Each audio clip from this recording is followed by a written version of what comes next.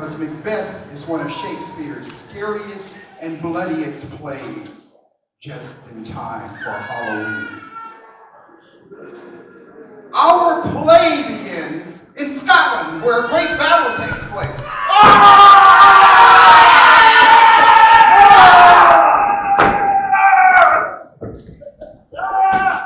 The bravest warrior was Macbeth. Returning from battle, Macbeth and Banquo meet 3 witches in the woods. Hail, Macbeth, Thane of blood! Hail, Macbeth, Thane of Cawdor! Hail, Macbeth, thou shalt be king hereafter. What's a thane? A thane is someone that the king gives a position of authority to. So a thane is like a pretty important dude. Duncan, the king of Scotland, after hearing about Macbeth's bravest battle, grants him Thane of Cawdor. Duncan, after giving him this gain, appoints Macbeth the Thane of Cawdor. Duncan also names his son, Malcolm, as his heir apparent. Hail, Prince of Cumberland. Hail, Prince of Cumberland! Because of the witch's prophecy, Macbeth is taken a little aback by this. After returning home, Macbeth is greeted by his wife, Lady Macbeth. And the two of them plot a scheme so that he can take the throne.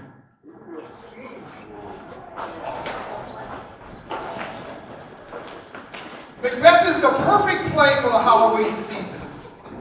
Ghosts, blood, and witches. Commissioner, this is getting a little bit spooky. Let's get out of here. Enjoy the play, and good luck.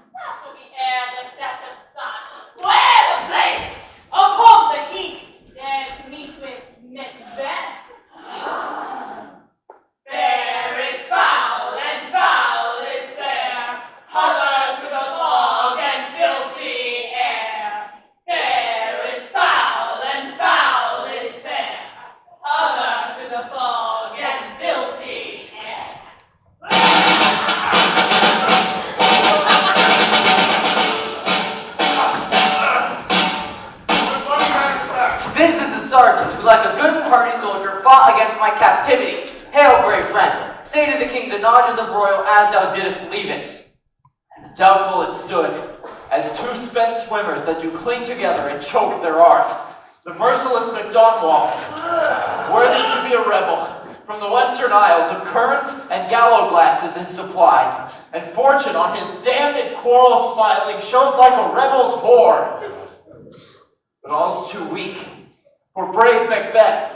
Well, he deserves that name.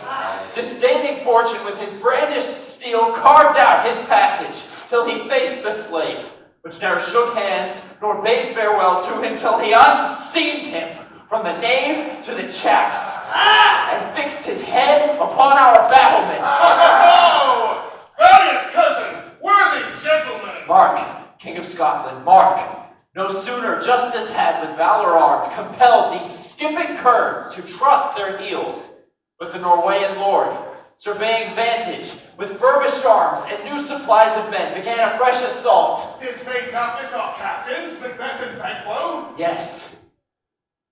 As sparrows eager eagles, or the hare the lion. If I say soup, I must report they were as cannons overcharged with double cracks, and they doubly redoubled strokes upon the foe. Except they meant to bathe in reeking wounds or memorize another Golgotha, I cannot tell. But I am faint. My gashes cry for help. So well their words become thee, as thy wounds, they smack upon a boat. Go, fetch insurgents! Who comes here? The worthy Thane of Ross. What a head spoke through his eyes. God save the king. Whence camest thou, worthy Thane? From Fife, great king, where the Norwegian banners flout the sky and bid our people cold. Norway himself, with terrible numbers, assisted by that most disloyal traitor, the Thane of Cawdor, began a dismal assault. Point against point rebellious, arm against arm, curbing his lavish spirit, but to conclude, the victory fell on us. Great happiness! No more that Thane of Cawdor shall deceive our bosom interests. Go, pronounce his present death, with his forward title, Great Macbeth. See it done. What he hath lost, noble Macbeth hath won.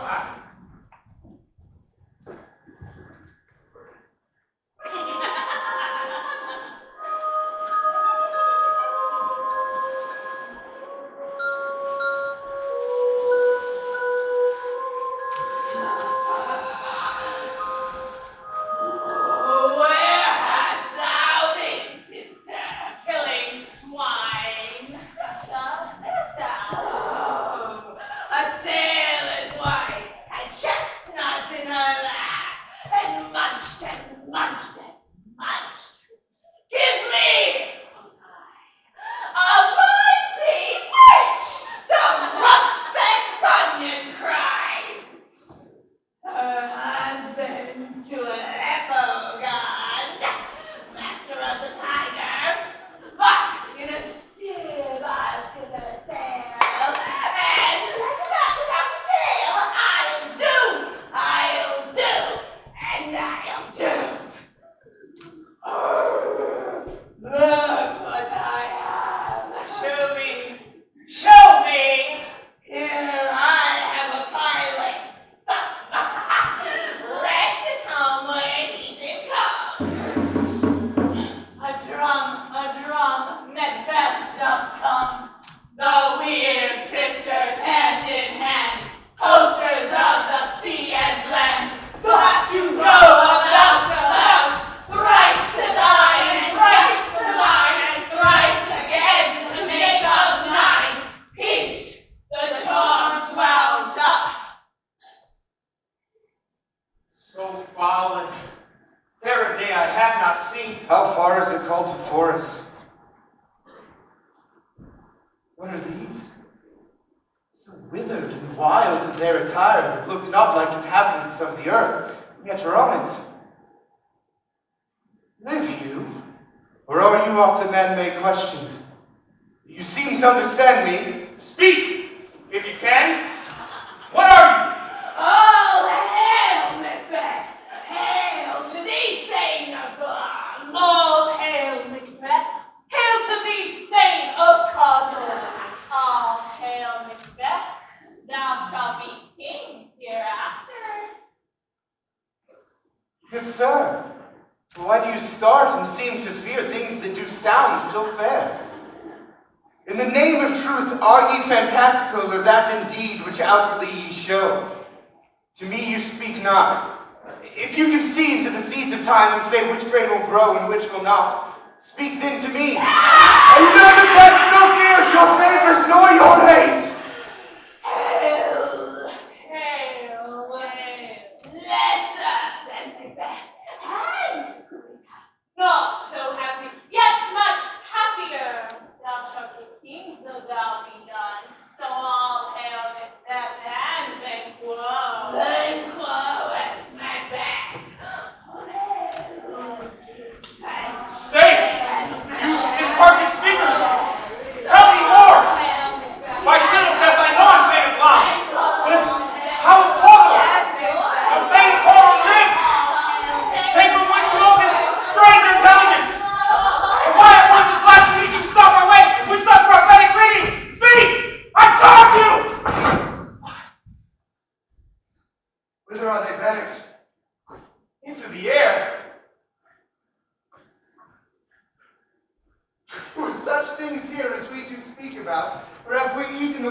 insane root that does take reason prisoner. Your children shall be kings. You shall be king. And Thane of Cawdor too, which is not so. To the self-same tune and words. Who's here? The king hath happily received, Macbeth, the news of thy success. We are sent from our royal masters to give you thanks. And for an earnest of a greater honor, he bade me, from him, call thee, Thane of Cawdor. In which edition, hail, most worthy Thane, for it is thine. What? The devil speak true. Thane of Cawdor lives. Why do you dress me in borrowed robes? Who was the Thane of Cawdor lives yet, but treason's capital confessed and proved have overthrown him. Lambs and Thane of Cawdor? Race is behind. Thank you for your pains. Do you not hope that your children shall be kings when those that gave the Thane of Cawdor to me promised no less to them? 'Tis strange. And oftentimes to win us to our harm, the instruments of darkness tell us truths. Win us with honest trifles to betray us in deepest consequence. Cousins, a word, I pray. This supernatural soliciting cannot be ill, cannot be good. If ill, why hath it given me earnest of success commencing in a truth? I am Thane of Cawdor. If good, why do I yield to that suggestion whose horrid image doth unfix my hair and make my seated heart knock at my ribs against the use of nature? Present fears are less than horrible imaginings. Look how our partners rat.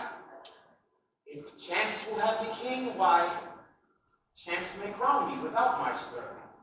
Worthy Macbeth, we wait upon your leisure. Give me your favor. My dull brain was wrought with things forgotten. Let us award the king.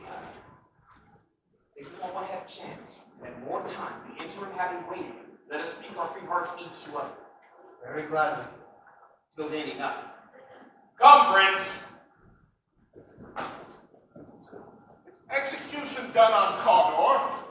Are not those in commission yet returned? My liege, they are not yet come back, but I have spoke with one that saw him die, who did report that very frankly he confessed his treasons, implored your highness's pardon, and set forth a deep repentance.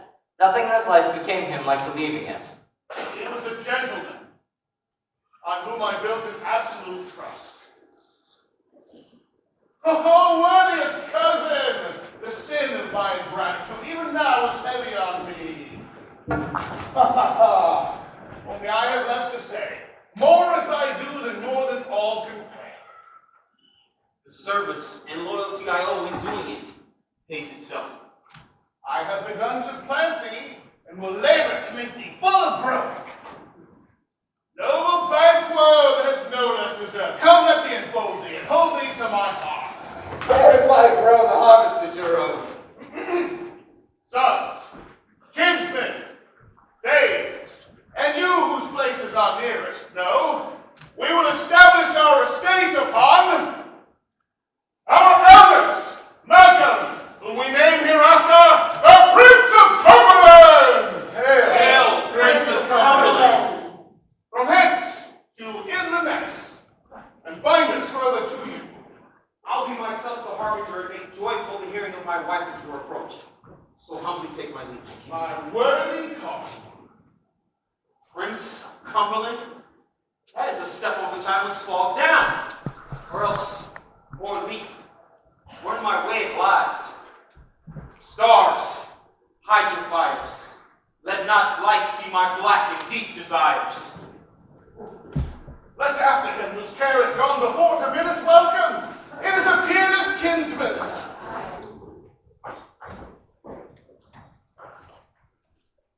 They met me in the day of success, and I have learned from the perfectest report they have more in them than mortal knowledge. When I burned in desire to question them further, they made themselves air, into which they vanished. Whilst I stood wrapped in the wonder of it, came missives from the king, who all hailed me, Thane of Cawdor, by which title before these weird sisters had saluted me, and referred me to the coming on of time when, Hail, King, thou shalt be!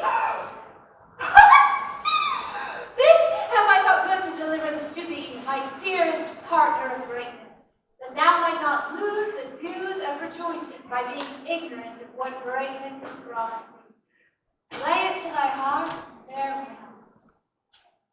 Long thou art, and condor, and shall be what thou art promised. Yet do I fear thy nature. It is too full of the milk of human kindness to catch the nearest way. Thou wouldst be great. What is your tidings? The king comes here tonight. How art mad to say it? So please you. It is true. Our thane is coming. Give him tending. He brings great news. The raven himself, this horse that croaks the fatal entrance of Duncan under my battlements.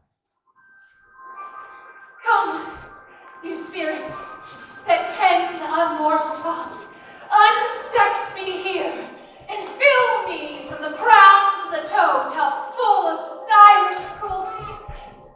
Make thick my blood. Stop up the access and passage to remorse, that no compunctious instincts of nature shake my fell purpose, nor keep peace between the effect and it. Come to my women's breasts, and take my milk for gall, you murdering ministers, wherever in your sightless substances you wait on nature's mischief. Come, thick night, and pall thee in the dunnest smoke of hell, that my king I see not the wound it makes, nor heaven peep through the blanket of the dark to cry, hold! Hold! Great longs, worthy condor! Greater than both by the all-hail laughter. Thy letters have transported me beyond the ignorant present, and I feel now the future in me instead. My dearest love. Duncan comes here tonight. And when goes hence? Tomorrow, as he purposes. Oh, never shall some that morrow see you. Your face, my thane, is as a book where men may read strange matters. To beguile the time, look like the time. Their welcome and your eye, your hand, your tongue. Look like the innocent flower, but be the serpent under it. He that is coming must be provided for.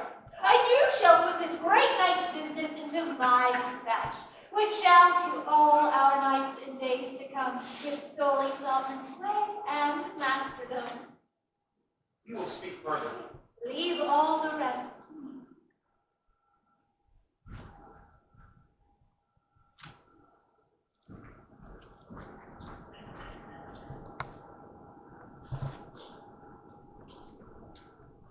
This castle hath a pleasant seat. The air sweetly and dimly recommends itself unto our pleasant senses. As I have observed, the air is delicate. See our noble hostess. Our noble hostess, the love which follows us sometime is our trouble, which we still thank is love. And herein I shall teach you how you shall bid God hide us for your pains and thank us for your trouble. All our service in every point twice done and then done double were poor and single business to contend against those honors deep and broad wherewith your majesty loads our house. Where's the thane of Cawdor? We coursed him at his heels and hoped to be his purveyor. But he rides well, and his great love, sharp as his spur, hath hauled him to his home before us. Fair noble hostess, we are your guests. Your servants ever have theirs themselves, and what is theirs it can't make your highnesses on it at your pleasure, still to return your own. Give me thy hand and conduct me to mine host, for we love him highly, and shall continue our gracious courtship. By your leave, hostess. If it were done when 'tis done, then 'twere well it were done quickly. If the assassination could trammel up the consequence and catch with his surcease success, that but this below might be the be-all, end-all here. But here upon this vacant shoal of time, we jump the life to come. But this Duncan hath borne his faculties so meek, hath been so clear in his great office, that his virtues will plead like angels, trumpet tongue, against the deep damnation of his taking off.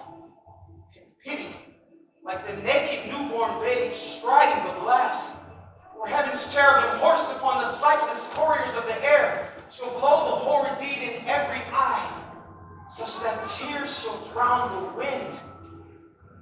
I have no spur to prick the sides of my intent, but only vaulting ambition that o'erleaps itself and falls on the other. How now?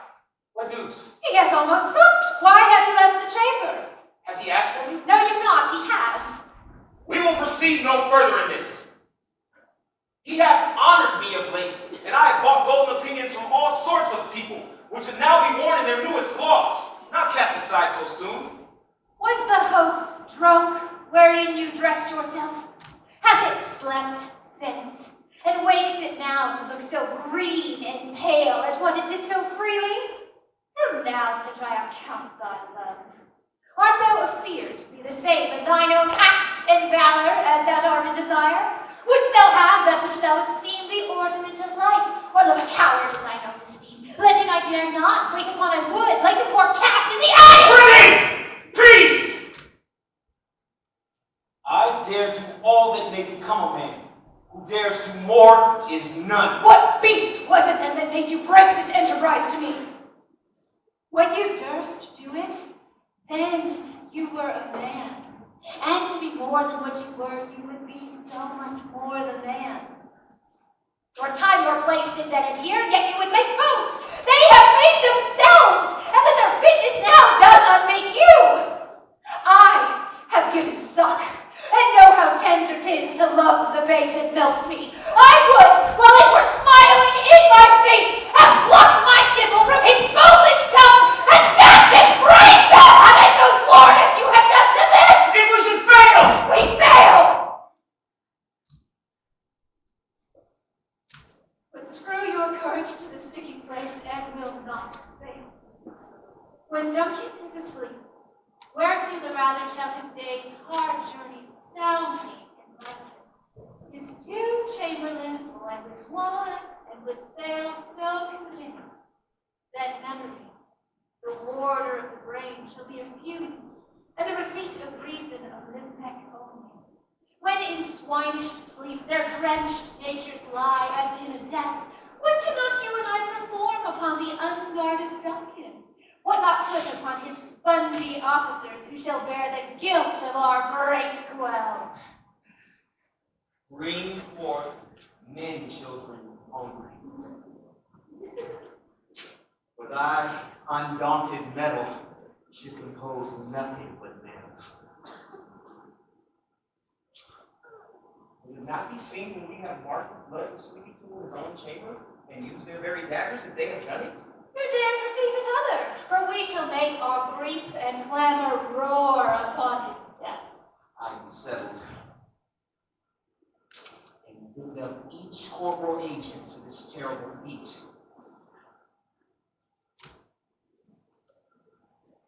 Wait. Mock the time with fairest show. False face must hide what the false heart doth know.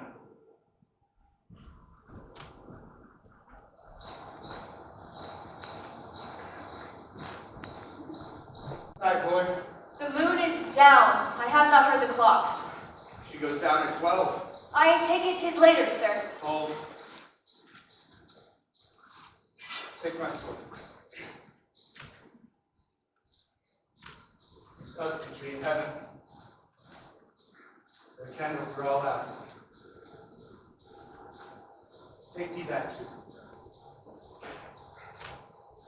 Heavy summons lies like lead upon me, yet I would not sleep. O merciful powers, restrain in me the cursed thoughts that nature gives way to in her foe. Give me my sword.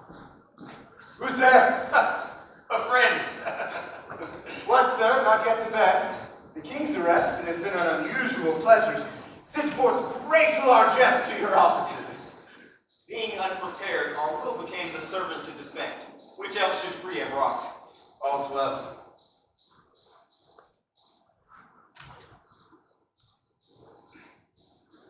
I dreamt last night of the three weird sisters. You, they've shown some truth. I think not of them. But yet, when we can entreat an hour to serve, we would spend it in some words upon that business, if you would grant the time. Your kindest leisure. Good repose a while. Thanks, sir. Like to you.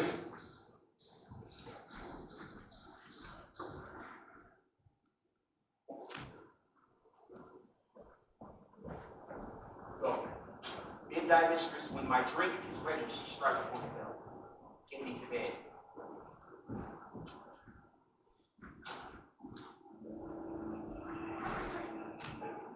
Is this a dagger which I see before me?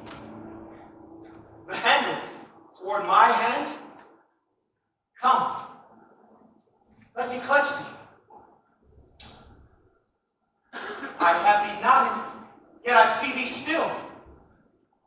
Art thou not fatal vision, sensible to feeling as to sight?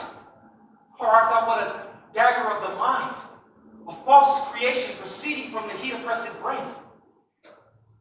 I see thee yet, in form as palpable as this which I now draw. Thou marshalest me in the way I was going, and such an instrument I was to use. Mine eyes are made the fools of the other senses, or else worth all the rest. I see thee still, and on thy blade and dudgeon, gouts of blood which was not so before. There's no such thing. It is the bloody business which informs thus to mine eyes. Now over the one-half world, nature seems dead, as wicked dreams of views the curtains sleep. Witchcraft celebrates fell Hecate's offerings. Whilst I fret, he lives. Words to the heat of deeds too cold breath gives. I go, and it is done. The bell invites me. Hear it not, Duncan, or it is a knell that summons thee to heaven or to hell.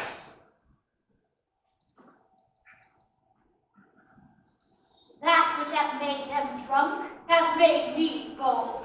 That which hath quenched them hath given me fire. Peace. 'Twas the owl that shrieks the fatal bellman that gives the sternest good night. He is about it. The doors are open, and the surfeit grooms do mock their charge with snores. I have drugged their posits, that death and nature do contend about them whether they live or die. Who's there? What home? Look! I'm afraid they have awaked, 'tis not done. The attempt and not the deed confounds us. Hark! While I laid the daggers ready, he could not miss them. Had he not resembled my father as he slept, I had done it. My husband. I have done the deed. Didst thou hear a noise? I heard the owl scream and the crickets cry. Did not you speak? When? Now? As I descended? I. Hark! This is a sorry sight. A foolish thought to say a sorry sight. There's one did laugh in his sleep, and one cried murder. Then they did wake each other. I stood and heard them, but they did say the prayers and addressed them again to sleep. There are two lodged together. One cried, God bless us, and amen the other, as they see me with these hangmen's hands, listening their fears. I could not say amen when they did say God bless us. Consider it not so deeply. But wherefore could I not pronounce amen? I had most need of a blessing, and amen stuck in my throat. These deeds must not be thought of in after these ways, so it will make us mad. Methought me heard a voice cry, sleep no more. MacBeth doth murder sleep, the innocent sleep. What do you mean? Still in cry to all the house, sleep no more. Blondes have murder sleep, and therefore Cawdor shall sleep no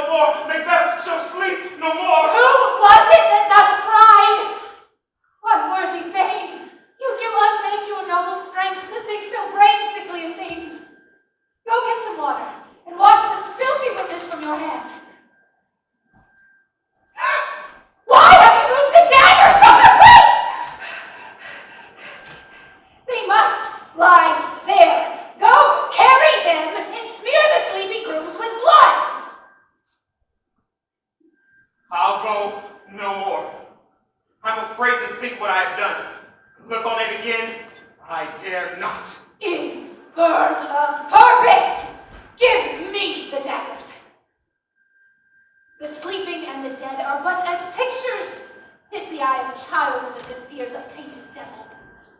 If he do bleed, I'll gild the faces of the grooms withal, for it must seem their guilt. Whence is that knocking? How is it with me when every noise appalls me? What hands are here? Ah, they pluck out mine eyes. Will all great Neptune's ocean wash this blood clean from my hands? No. This my hands will rather the multitudinous seas incarnadine, making the green one red. My hands are of your color, yet I shame to wear a heart so white. They are knocking at the south entry. Retire we to our chamber. A little water clears us of this deed. How easy is it then? Your constancy had left you unattended. Look, we're knocking. Go, put on your nightgown, lest occasion call us, and show us to be watchers. Be not lost so poorly in your thoughts. To know my deeds, or best not know myself. Awake, ducking with thy knocking! I would thou couldst.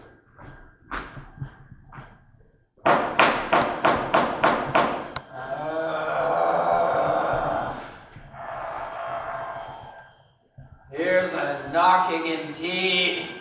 If a man were porter of Hellgate, he should have old turning the key. Knock, knock, knock. Who's there in the name of Beelzebub?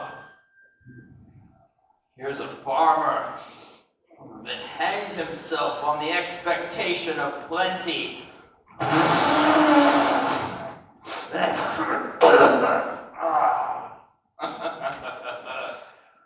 Come in time. Have napkins enough about you.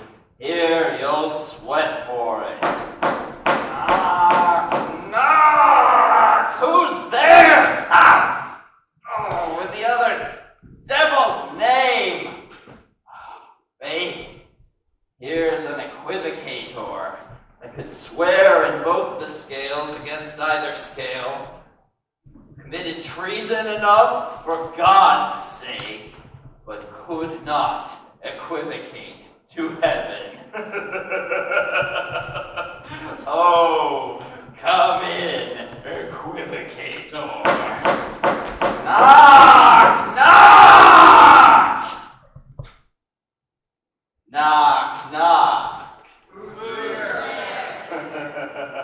Faith, here's an English tailor come hither for stealing out of a French hose. Oh, come in, tailor. Here, you may roast your goose. Knock, knock, knock! Never a quiet. What are you? But this place is too cold for hell. I'll devil porter it no further. I had thought to greet one of each profession and go the primrose way to the everlasting bonfire. Anon! Anon!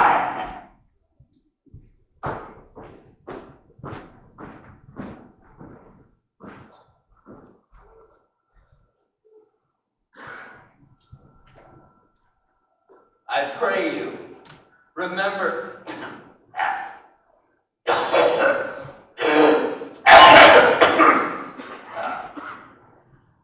Remember the porter. You're so late, friend. There you went to bed. You lie so late. Aye, faith, sir. we were carousing till the second cock. And drink, sir, is a great provoker of three things. What three things is this drink especially provoke? Marry, sir, nose painting, sleep, and urine. Lechery, sir, it provokes and unprovokes. It provokes the desire and takes away the performance. And persuades him and disheartens him, makes him stand to and not stand to. In conclusion, equivocates him in a sleep and giving him the lie, leaves him. I believe drink gave me the lie last night. Aye, marry, sir, that it did in the very throat on me. But I requited him in his lie, and I think being too strong for him, though he took my legs up a bit, yet I made a shift to cast him. Is that master stirring? Oh, I said I'm not going to wait. Not. Good morrow, noble sir. Good morrow, Pope. Is the king stirring with the day? Not yet. You didn't command me to call time to upon him. Almost with the hour. I'll take you to him. I know it is a joyous trouble, but yet is one. The labor we delight in, physics pain. This is the door. I'll be so bold to make the call, for it is my limited service. Goes the king hence today? He does. He did appoint so. The night has been unruly. Where we lay, our chimneys are blown down, and as they say, lamenting's heard higher in the air. Strange screams of sounds and of dire combustion and confused events new hash in the woeful time. The obscure bird clamor the livelong night. Some say the earth was feverish and did shake. Was a rough night. My own remembrance cannot parallel a fellow to it. Horror! Horror! Horror! Tongue gone heart. You can see your name thee. What's the matter? Confusion has made us a masterpiece. Most sacrilegious murder at the revolt of the Lord's anointed temple. It's stolen hence the life of the building. What is it you say? The life? Mean you his majesty? Approach the chamber. Bid me not speak. See and speak for yourselves.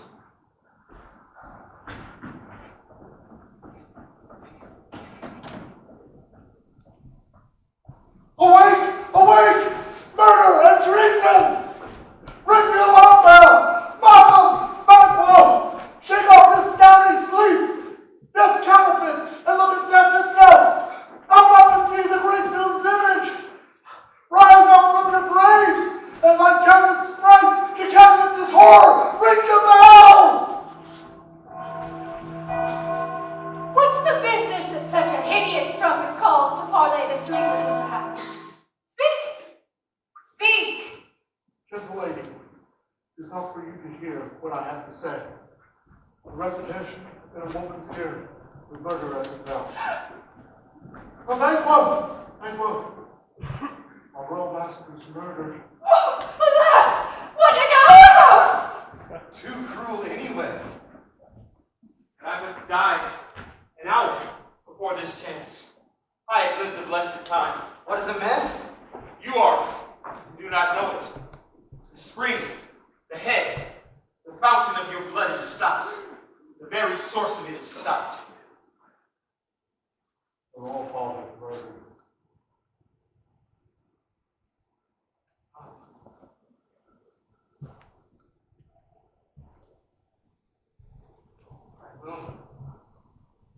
Those of his chambers and his things had Done it. Their hands and faces were embadged with blood. So were their daggers, which unwiped we found upon their pillows. Oh, yet I do repent me of my fury that I did kill them. Wherefore did you so?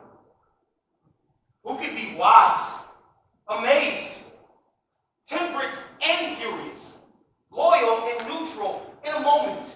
No man.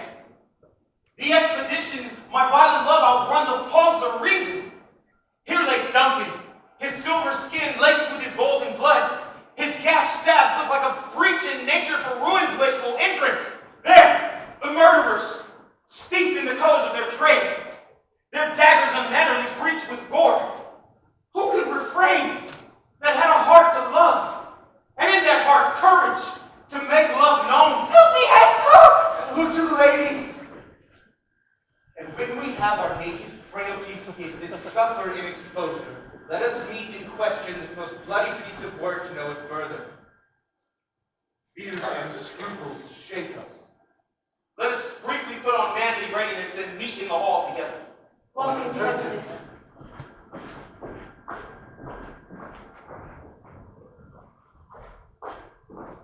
What'll I do? I'll not consort with them.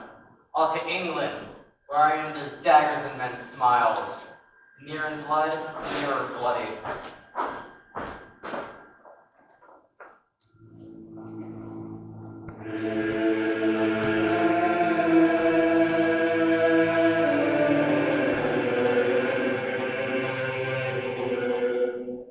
These Corinth 10, I can remember well. Within the volume of which time I have seen hours dreadful and things strange, but this sore night does trifle for my knowings.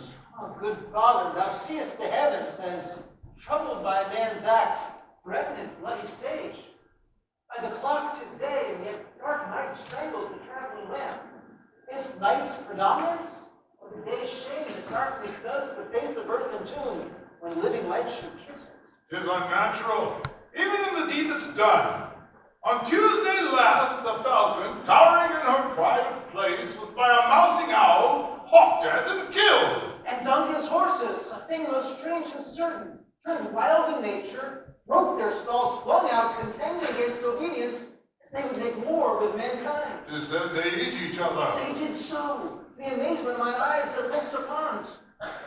Here comes the good, your duck. God's venison be with you.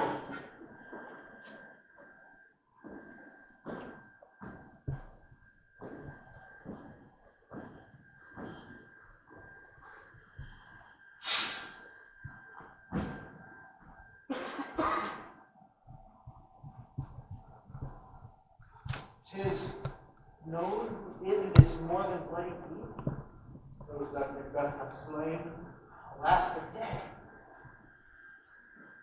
Not the king's son, but fled, with suspicion not him. Then, 'tis most like the sovereignty will fall upon Macbeth. The glory of the name, don't to scum be wrestled. Will you to scum? No, cousin, all to pride. Well, I will thither. It is a good thing there. Adieu, as our old good road to better down. Farewell.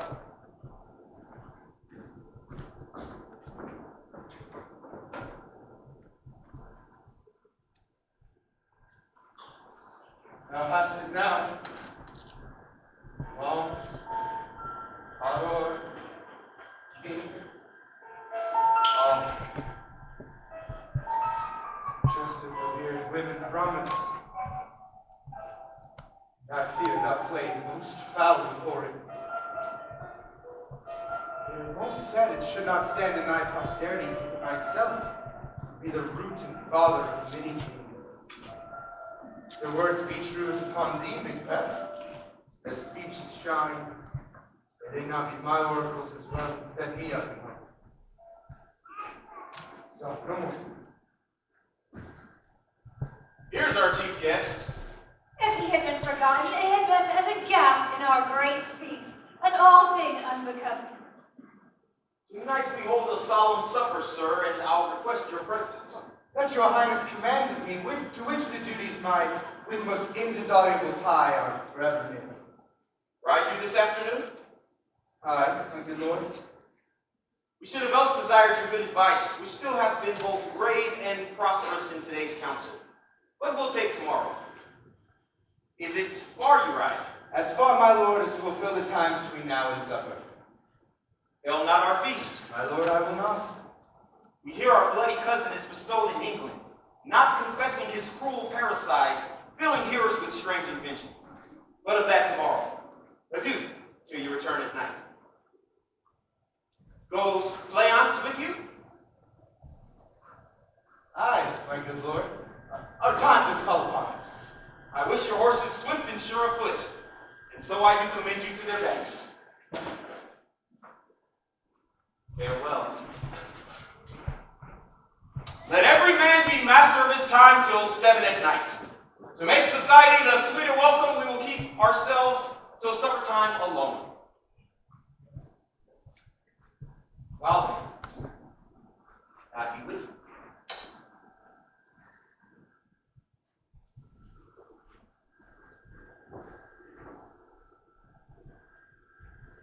Sir, Tyndall's men are plenty. They are, my lord, without the palace gate. Bring them here before us. To be thus is nothing but to be safely thus. Our fears of Banquo stick deep. There is none but he whose being I do fear. He chid the sisters when they first put the name of king on me, and bade them speak to him. Then prophet like they held him father to a line of kings. On my head they placed a fruitless crown, and put a barren scepter in my grip. Thence to be rich with an unlineal hand, no son of mine succeeding. To make them kings, the seed of Banquo, kings! Rather than so, come fate into the list. Now wait by the door until we call. Was it not yesterday we spoke to him?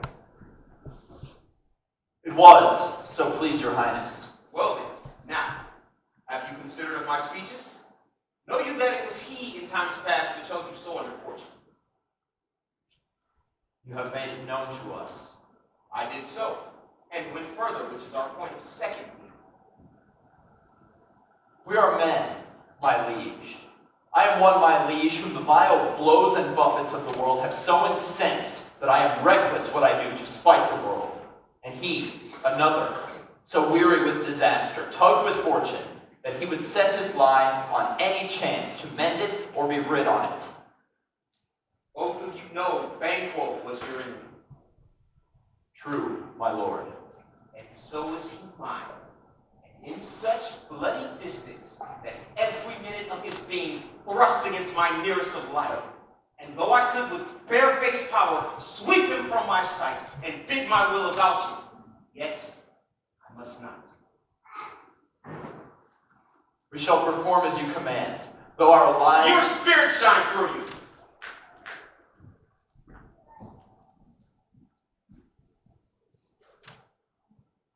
Within this hour at most, I will advise you where to plant yourselves, acquaint you with the perfect spy of the time and the moment on it, for it must be done tonight. Something from the palace. Always thought that I require a clearness, and with him, to leave no rubs nor botches in the work. Fleance, his son, that does keep him company, whose absence is no less material to me than is his father's, must embrace the fate of that dark. Resolve yourselves apart. I'll come to you anon. We are resolved, my lord. I'll call upon you straight. Why do think? It is concluded.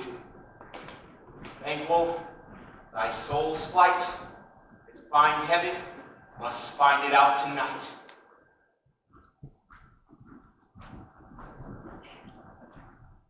Is Banquo gone from court? Aye, madam, but returns again tonight. Say to the king I would attend his leisure for a few words. Madam, I will. Thoughts had, all spent, where our desire is got, without content. 'Tis safer to be that which we destroy than in destruction dwell in doubtful joy. Go now, my lord. Why do you keep alone? Your sorriest fancies your companions making, using those thoughts which should indeed have died with those they think on. Things without all remedy should be without regard. What's done is done. We have torch the snake, not kill it. She'll close and be herself. Ere we will eat our meals in fear and sleep with the affliction of these terrible dreams that shake us nightly. Better to be with the dead, whom we, to gain our peace, have sent to peace, than on the torture of the mind to lie in restless ecstasy. Duncan is in his grave. After life's fitful fever, he sleeps well. Nor still, nor poison, malice domestic, foreign levy, nothing can touch him further. Come on. Gentle, my lord. Sleek o'er your rugged looks. Be bright and jovial amongst your guests tonight. You must leave this. Oh, full of scorpions is my mind, dear wife.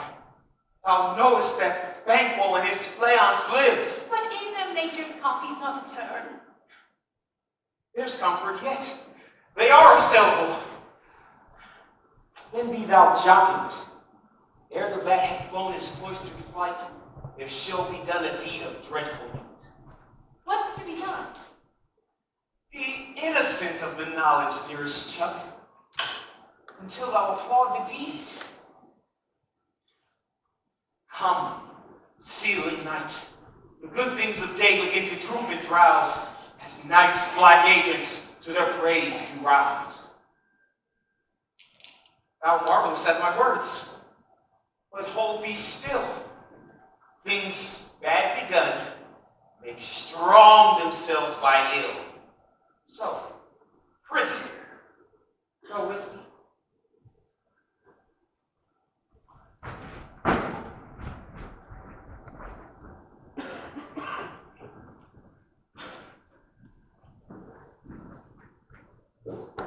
MacBeth.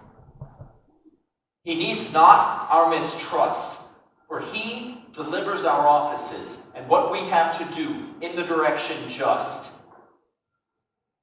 Hark! They're coming.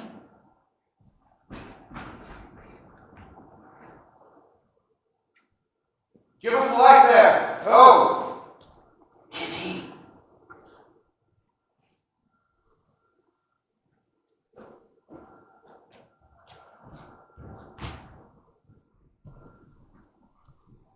There will be rain tonight. Go.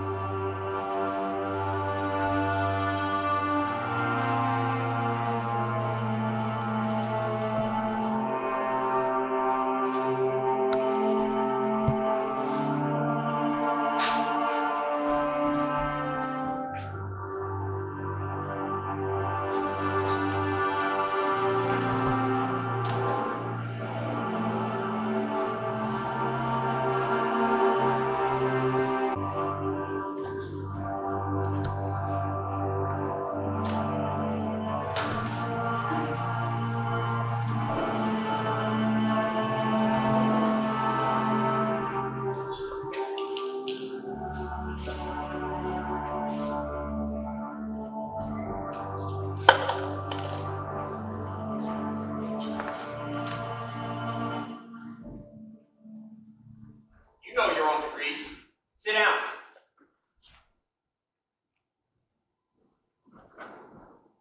At first and last, the hearty welcome. Ourself will mingle with society and play the humble host. Our hostess keeps her state, but in best time we will require her welcome. Pronounce it for me, sir, to all our friends, for my heart speaks they are welcome. Be large in mirth. Here. Anon will drink a measure the table round. Here, here. There's blood on that face. His banquos then. Is he dispatched, my lord? His throat is cut, than I did for him. Thou art the best of the cutthroats. Yes. He's good then, did the like for Flayance? Most royal sir. Lay on skate. Here comes my fit again. I had else been perfect, but thank say, My good lord. Sleep in a different gods. When he prints gashes in his head, the least the death for nature. thanks for that. Get thee gone. Tomorrow we'll hear ourselves again.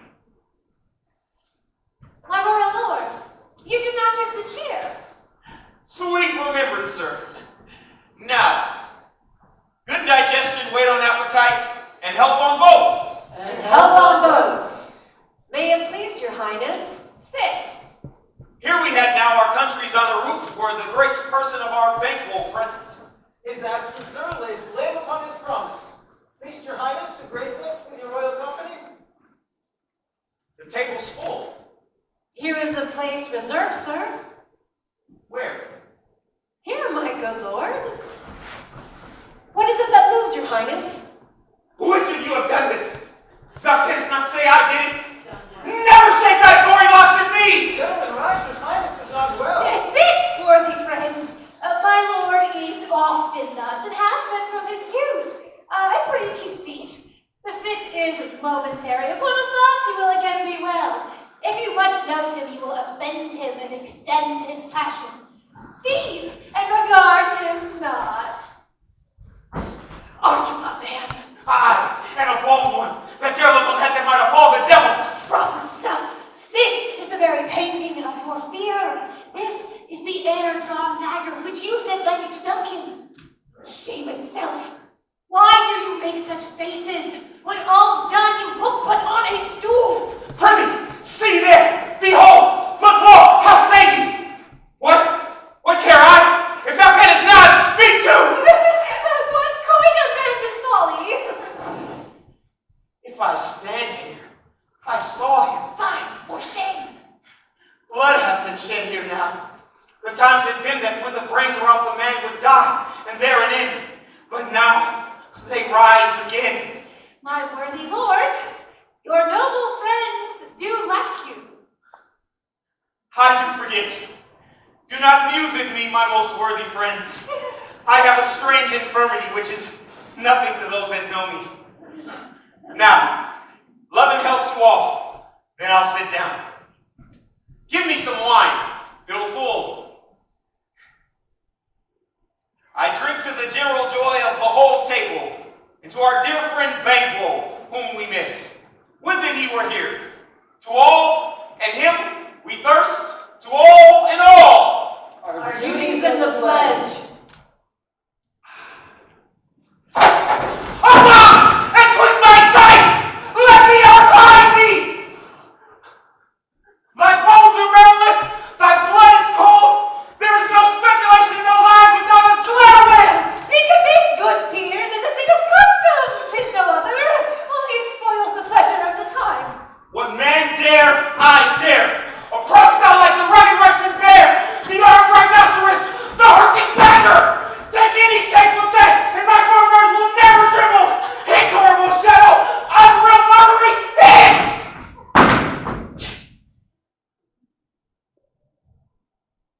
So, being gone, I am a man again. Pray you, sit still. You have displaced the mirth, broke the good meeting with most admired disorder. Can such things be? And overcome us like a summer's cloud without our special wonder? You make me strange, even to the disposition that I own. When I think now, you can see such sights and keep the natural ruby of your cheeks, when mine is blanched with fear. What sights, my lord? I pray you speak not. Question enrages him. At once, good night. Stand not upon the order of your going, but go at once. Good night, and better health. Attend your master. Majesty. A kind good night to all. Blood, it will have blood. They say, blood will have blood. Stones have been those to move and trees to speak. What is the night? Almost at odds with morning.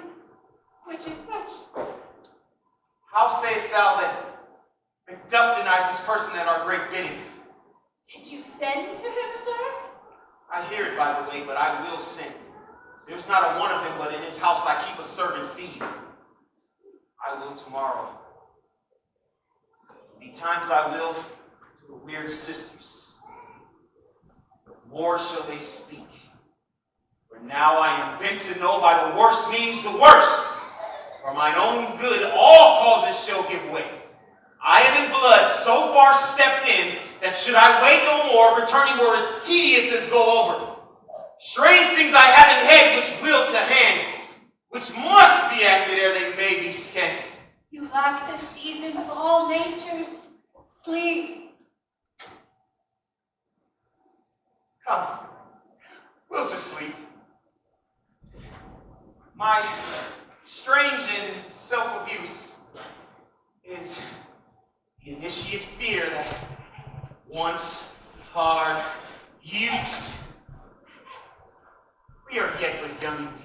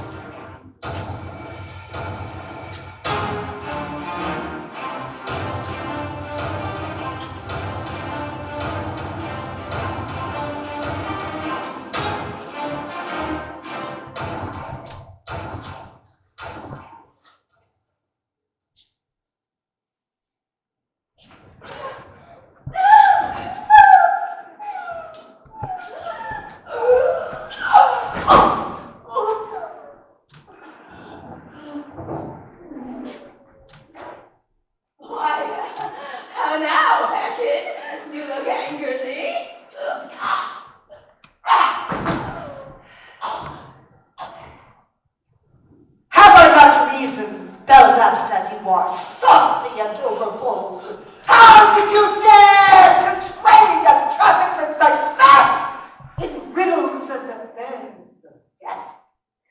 And I, the mistress of your charms, the close contriver of all harms, was never called to play my part or show the glory of our art. And which is worse, all you have done has been but for a wayward son, spiteful and wrathful, who as others do loves for his own ends, not for you.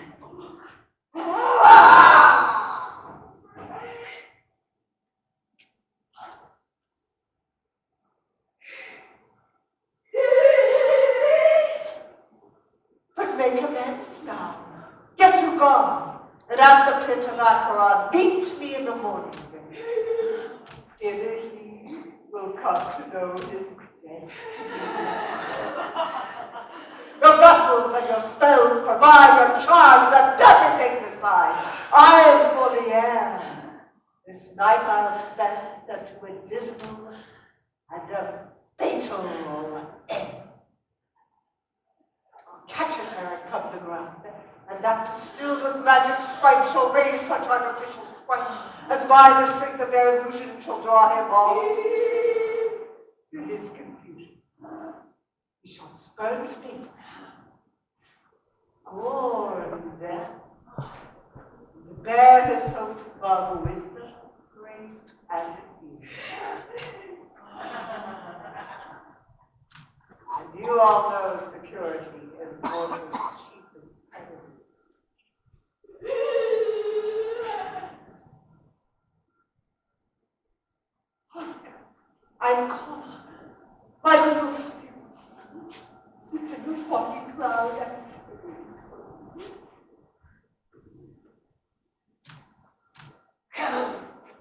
Let's make haste, she'll soon be back again.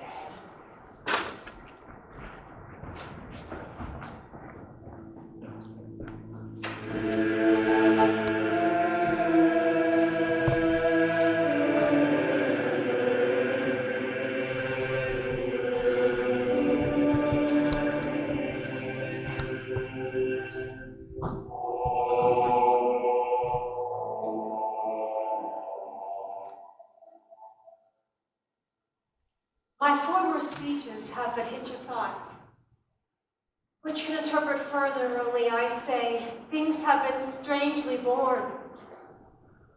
The gracious Duncan was pitied at Macbeth. Marry, he was dead, and the right valiant Banquo walked too late. Whom you may say if it pleased you, Fleance killed, or Fleance fled. Men must not walk too late. Who cannot want the thought how monstrous it was for Malcolm to kill his gracious father? Damn fact, how it did grieve Macbeth. Did he not straight and pious rage the two delinquents tear, that were the slaves of drink and thralls of sleep? Was not that nobly done? Aye, and wisely too, for it would have angered any heart alive to hear the men deny it. So that I say, he has borne all things well. And I do think that had he Duncan's son under his key, as they pleased heaven, he should find what twere to kill a father. So should Fleance. But peace. For from broad words, and 'cause he failed his presence at the tyrant's feast, I hear Macduff lives in disgrace. Sir, can you tell where he bestows himself? The son of Duncan, from whom this tyrant holds the due of birth, lives in the English court and is received by the most pious Edward.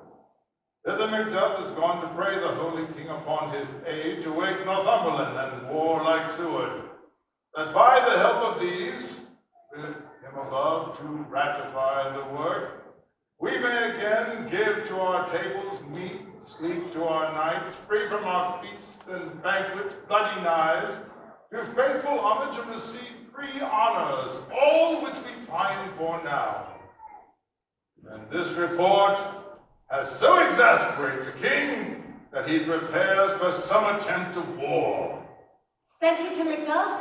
He did, and with an absolute serenade, the cloudy messenger turns me his back and hums, as who should say, "You'll rue the time that clogs me with this answer."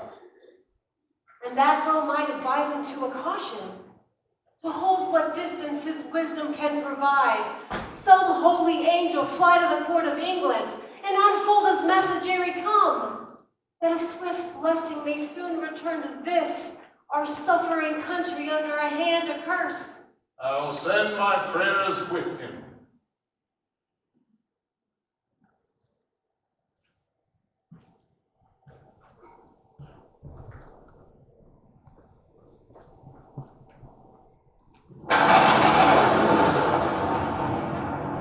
Thrice the brinded cat had new. Thrice and once the hedge pig whined.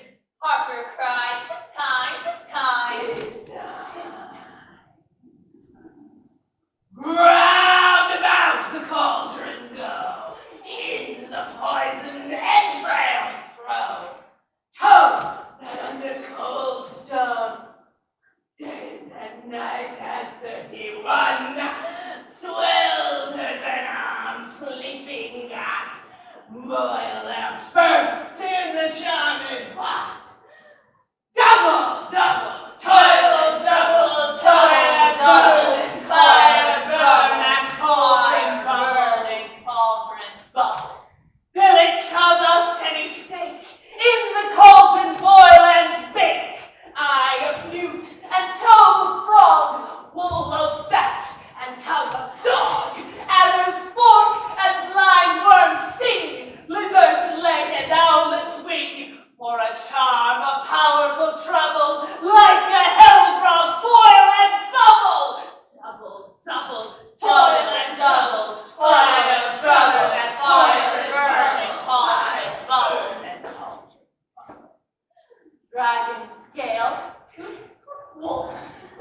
mummy, ma, and goat, of the rabbit, salty shark, root of hemlock, fig the dark, liver of pig, boiled and stewed, gall of goat, and slips of ewe, silvered in the moon's lips, his harder's this, finger of the first of the pig, dish delivered by a drab, make the gruel, thick and slab, add thereto a tiger chaudron for the ingredients of our cauldron, double, double, double, and double, fire, burn, fire, burn, and fire, burn, and cauldron bubble, cooled with a baboon's blood, then the charm is firm and good.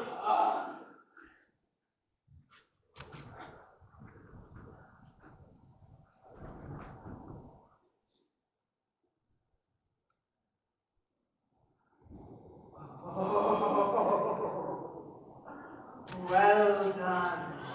I command your pains, and everyone shall share in the game.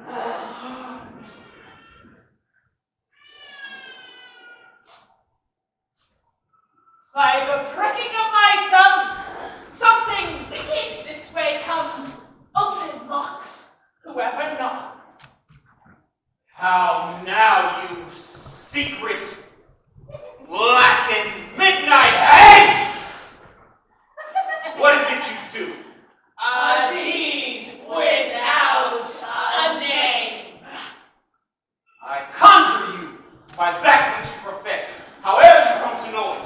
Answer me, even to destruction sick, and answer me what I ask you. Speak, demand, answer. Say if thou'st rather hear it from our mouths.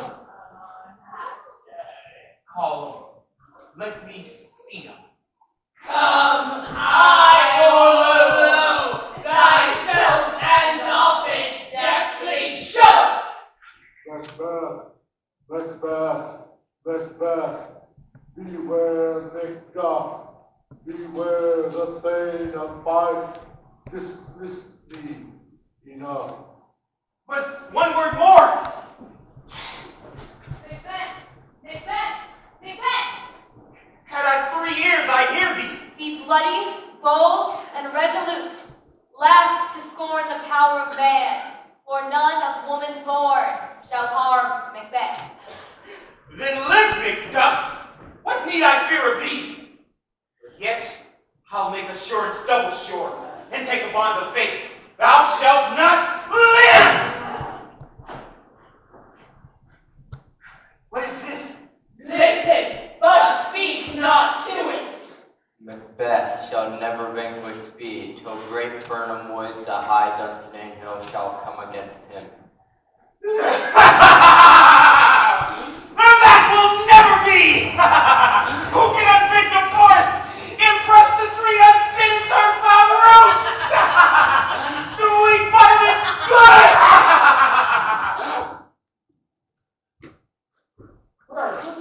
Gone? What's your grace of word? Saw you the weird sisters? No, my lord. Came they not by you? No, indeed, my lord. I bring you word. Macduff has fled to England. Fled? England? Aye, my good lord. Time thou anticipated my dread exploits. The castle of Macduff I will surprise. Seize upon Fife. Give to the edge of the sword his wife, his babes, and all unfortunate souls that trace him in his line. No boasting like a fool. This deed I'll do before this purpose cool.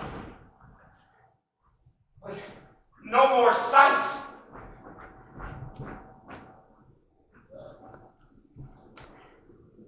What had he done to make him fly the land? You must have patience, madam. He had none. When our actions do not, our fears do make us traitors. You know not whether it was his wisdom or his fear. Wisdom? To leave his wife, his babes, his mansion and his titles in a place from whence himself does fly? He loves us not.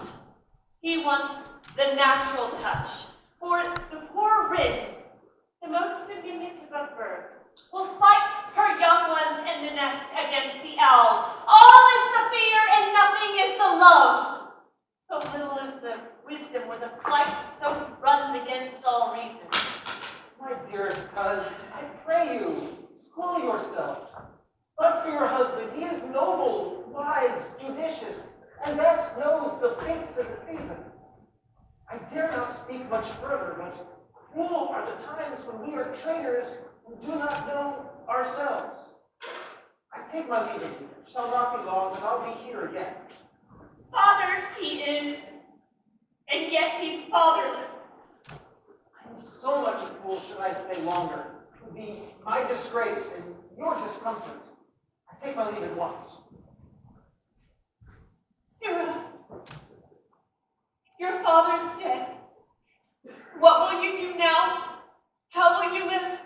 My father is not dead for all you're saying. Yes, he is dead.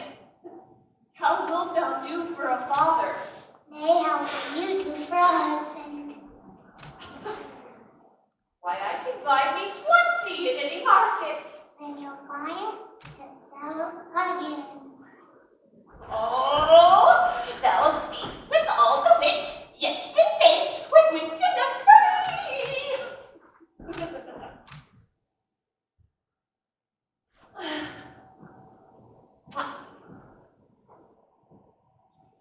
Was my father a traitor, Mother? Aye, that he was. What is a traitor? By one that swears and lies. Be all traitors that do so. Everyone that swears and lies is a traitor who must be hanged. Who must hang them? The honest man. Then the liars and swears are fools, for there are liars and swears enough to be the honest men and hang out them. God help thee, poor monkey. But how wilt thou do for a father? If you were dead, you'd weep.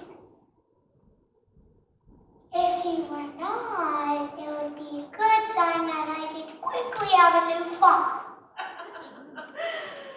God help thee, you poor monkey.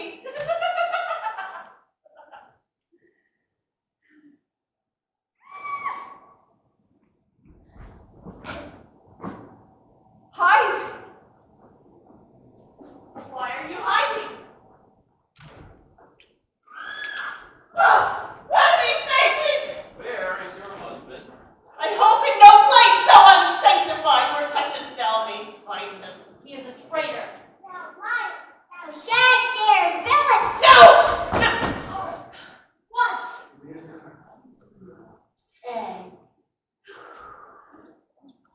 No! No!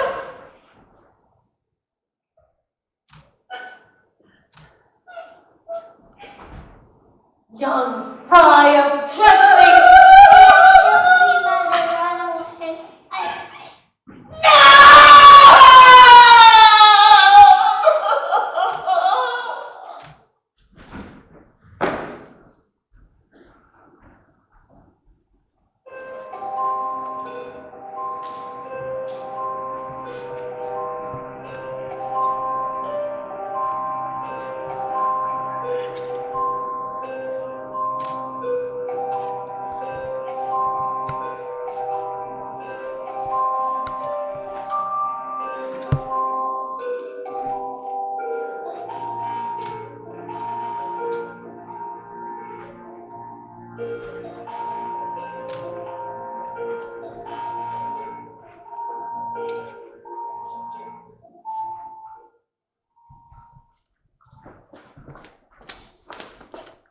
Let us seek out some desolate shade, and there weep our sad bosoms empty.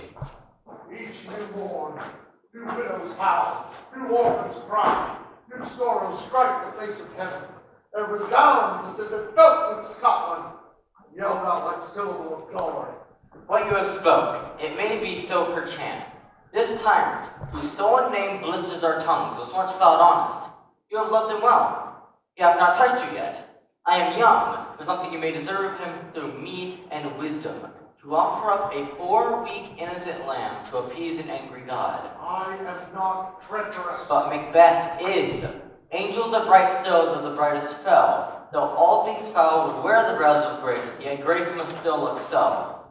I have lost all my hopes. Oh, Scotland, Scotland. Macduff, what I am truly, is thine and my poor country's to command. Whither indeed, before thy here approach, old Seward, with 10,000 warlike men, already at a point, was setting forth. Now we'll together, and the chance of goodness be like our warranted quarrel. Why are you silent? Such welcome and unwelcome at once is hard to reconcile. Ah, my ever gentle cousin, welcome hither. Sir, amen. And Scotland where it did. Alas, poor country, almost afraid to know itself. It cannot be called our mother, but a grave, where nothing but who knows nothing would once seem to smile. Where sighs and groans and shrieks that rend the air are made, not marked. Where violent sorrow seems a modern ecstasy. What's the newest grief? Each minute seems a new one. How goes my wife? Why? Well. And my children too. Well, too. Be it the comfort, we are coming thither. Gracious England hath lent us good Seward and 10,000 men, an older and a better soldier, none that Christendom gives out. Would that I could answer this comfort with the like, but I have words that would be howled out in the desert air where hearing should not latch them. Keep them not from me. Quickly, let me have it. Let not your ears despise my tongue forever. I guess at it. Oh, your castle is surprised, your wife and baby savagely slaughtered. Surely the manor were all the quarry of these murdered deer to add the death of you. Heaven. All my children. Wife, children, servants, all that can be found. I must be prevent. My wife killed too? I have said. Be comforted. Let's make us medicines of our great revenge to cure this deadly grief. He hath no children. Did you say all? No, else I know. All my pretty chickens in the den in one fell swoop. Dispute it like a man. I shall do so. But first I must feel it as a man. Cannot help but remember the things that were most precious to me. Did heaven look on and not play its part? Sinful Macduff! They're all struck for thee, not for what I am, not for my own demerits, but for mine. Thou slaughters in our souls. Heaven rest them now. Be this the whetstone of your sword. Let grief convert to anger. Blunt not the heart, enrage it. Oh, I could play the woman with mine eyes and the braggart with my tongue. But gentle heaven, cut short all intermission. Front to front, bring this beacon of Scotland and myself within my sword's reach. If he escape, heaven forgive him too. This tune goes manly. Come, go we to the king. Our power is ready. Our lack is nothing but our leaves. Macbeth is ripe for shaking, and the powers above put on their instruments. Receive what cheer you may. The night is long that never finds the day. Watchfully, and can receive no truth in your report. When was it she last walked?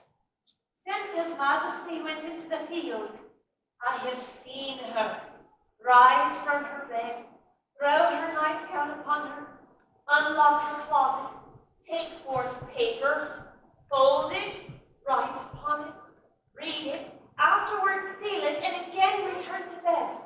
Yet all this while in a most fast sleep. A great perturbation in nature is to receive at once the benefit of sleep and do the effects of watching. What at any time have you heard her say?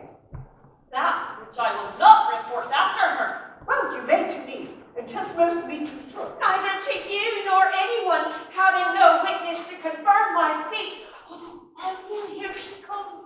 This is her very guise, and upon my wife, fast asleep. Observe her, stand close. See, her eyes are open. Aye, but their sense is shut. What is it she does now? Look how she rubs her hands. It is an accustomed action with her to see us washing her hands. I have known her to continue this action near a quarter of an hour. Yet here's the spot. Oh, hark, she speaks. I shall suck out what comes from her to satisfy my remembrance the more strongly. Out, damn spot! Out, I say! 1, 2. Why, it is time to do it. Hell is murky. But, my lord Fly, a soldier, not afeared. What need we fear who knows it when none can call our power to account? Who would have thought the old man to have had so much blood in him? You like that? Nothing of my hand, perishing now. What will these hands ne'er be clean? No more of that, my lord, no more of that. You mar all with this starting. Go to, you have known what you should not. She has spoke what she should not, I am sure of that. Here's the smell of the blood still. All the perfumes of Arabia will not sweeten this little hand. Oh! What a size there! The heart is sorely charged. I would not have such a heart in her bosom for the dignity of the whole body. This disease is beyond my practice. Yet I have known those who just walked in their sleep, who have died holily in their beds. Wash your hands. Put on your nightgown. Look not so pale. I tell you yet again, they won't spare it. He cannot come out of one's grave. Even so. To bed. To bed. There's a knocking at the gate. Come. Give me your hand. What's done cannot be undone. To bed. To bed. To bed. Foul whisperings are abroad. Unnatural deeds do breed unnatural troubles. Infected minds to their deaf pillows will discharge their secrets. More needs she the divine than the physician, God. God forgive us all. Look after her, and so good night. I think that dare not speak. Good night, good doctor. The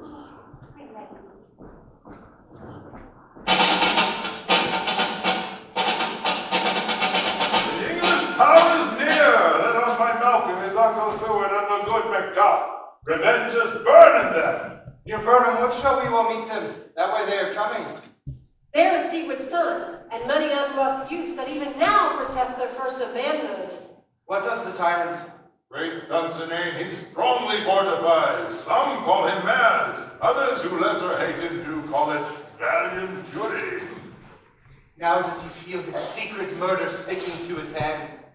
Now minutely revolts upbraid his faith breach. Those he commands move only in command, nothing in love. Well, march we on.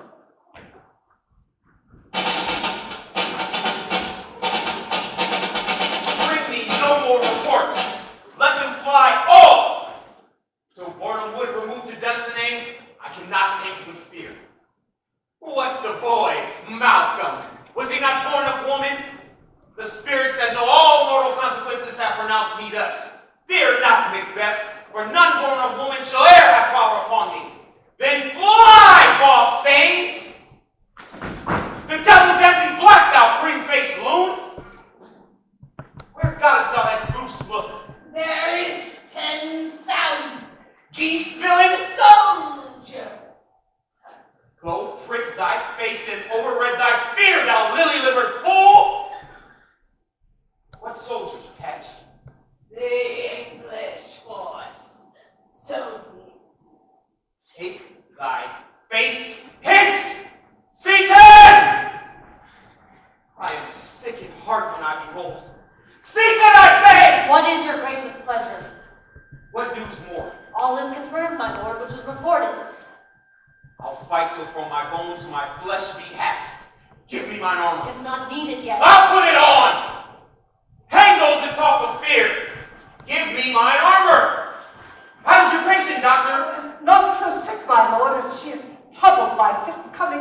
fancies that keep her from her rest. Cure her of that. Canst thou not minister to a mind disease? Pluck from memory a rooted sorrow? Cleanse the stuffed bosom of that perilous stuff that weighs upon the heart? Then the patient must minister to himself. Throw physic to the dogs! I'll have none of it. Come, put my armor on me. Season, send out! Doctor, the veins fly from me. Seaton, dispatch!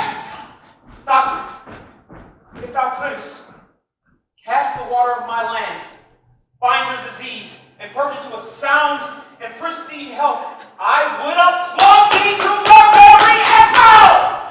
I will not be afraid of death and pain till Burnham would come to Dunsinane! Were I from Dunsinane, away and clear, prophet again should hardly draw me here. Maybe. Cousins, I hope the days are near at hand that Chambers will be saved. We doubted nothing. What wood is this before us? The wood of Burnham. Let every soldier hew him down a bough and bear it before him. Thereby shall we shout out the numbers of our host to make discovery and air report of us. It shall be done. We learn no other than that the confident tyrant keeps still in Dunsinane, and will endure our setting down before it. 'Tis his main hope. Time approaches. Advance the war!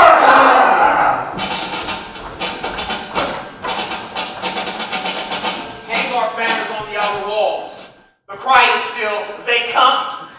Our castle strength will laugh a cease to scorn. Here, let them lie, till famine and the ague eat them up.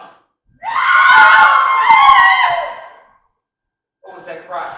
It is a cry of women, my good lord. I've almost forgotten the taste of fears. The times they've been, my senses would have cooled to hear a night shriek. Wherefore was that cry? The queen, my lord, is dead.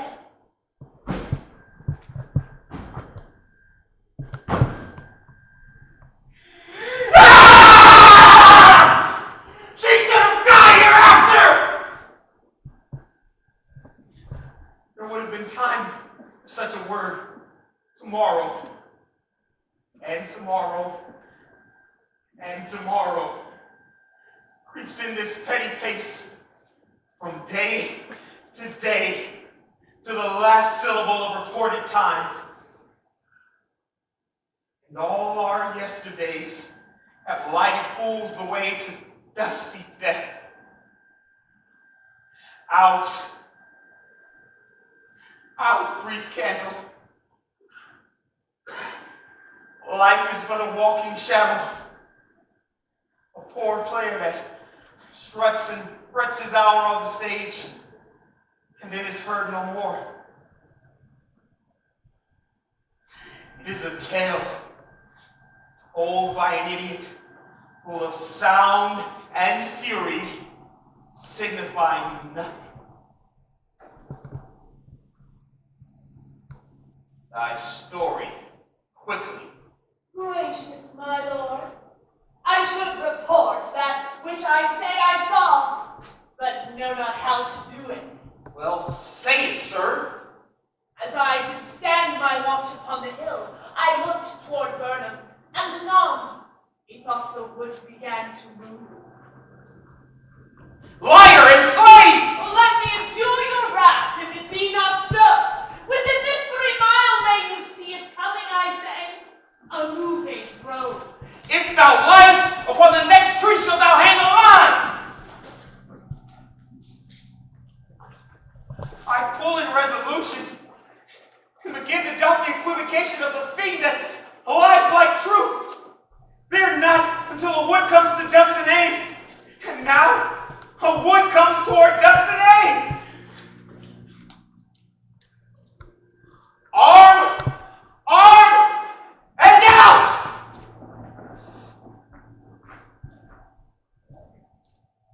I get to be weary of the sun. Wish the estate of the world were now undone. Ring the alarm bell! Come, wind! Blow, rack! And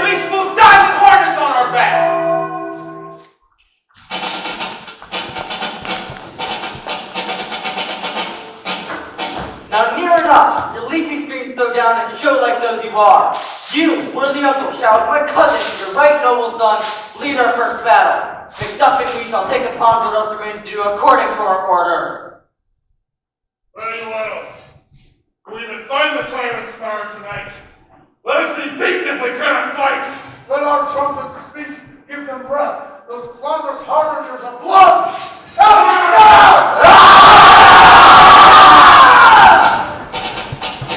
Tie me to the stake! I cannot fly, but bear-like I must fight the course. Who is he that was not born of woman? Such a one am I to fear, or none. What is thy name? Thou'lt be afraid to hear it. No, though thou callest thyself a hotter name than any that is in hell. My name's MacBeth. The devil himself could not pronounce a name more hateful to mine ear. No, nor more fearful. Thou liest, abhorred tyrant. With my sword I'll prove the lie thou speakest.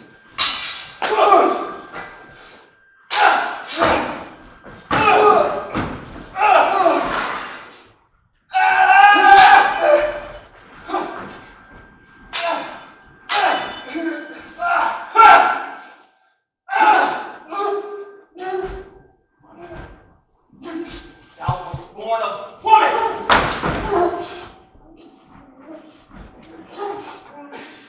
With swords I smile at, weapons laugh to scorn, brandished by a man of a woman born.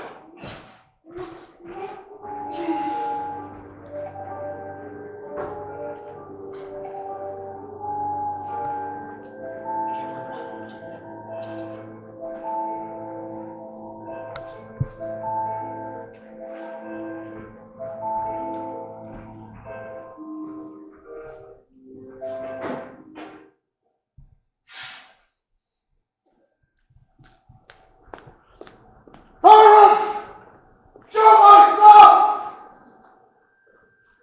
If thou be slain by any stroke of mine, my wife's and children's ghosts haunt me still. Let me find in fortune, the more I ask not. This way, my lords. Castle's gently rendered. The tyrant's people and both sides do fight.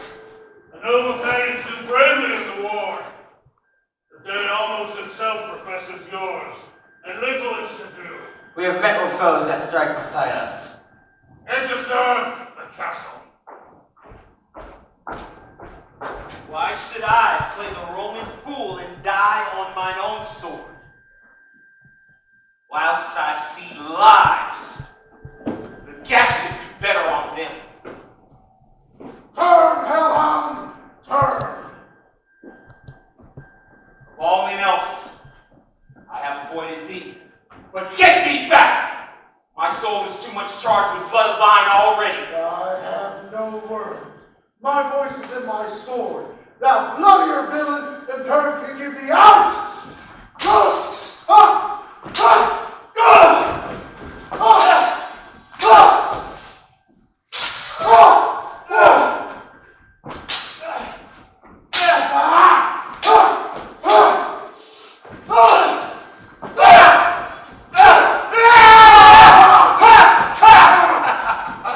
Thou losest labor. I bear a charmed life, which must not yield to one of woman born. Spare thy charm, and let the angel thou servest tell thee, Macduff was from his mother's womb, untimely reft! Curse it. Be the tongue that tells me so. I'll not fight with thee. Then yield, coward! I will not yield. To kiss the ground before young Malcolm's feet and be baited with the rabble's curse. But Burnham Force becomes a Dunsinane, and thou oppose, being of no woman born, yet I will try the last. Lay on, Macduff, and damn ye who first cries, ho, enough!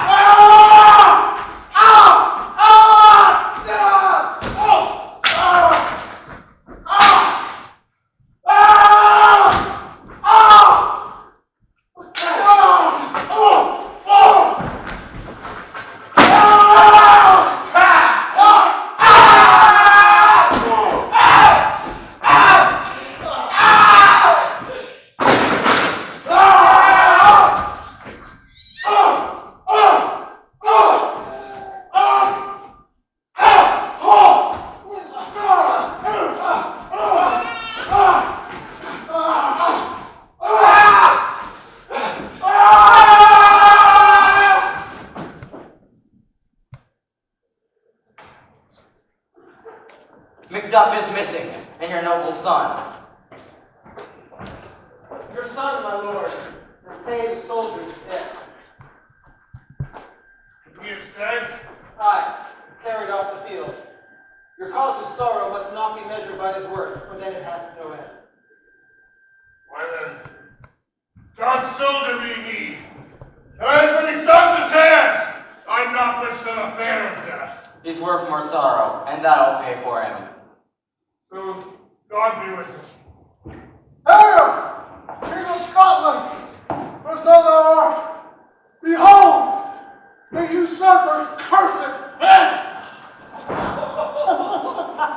The time is free.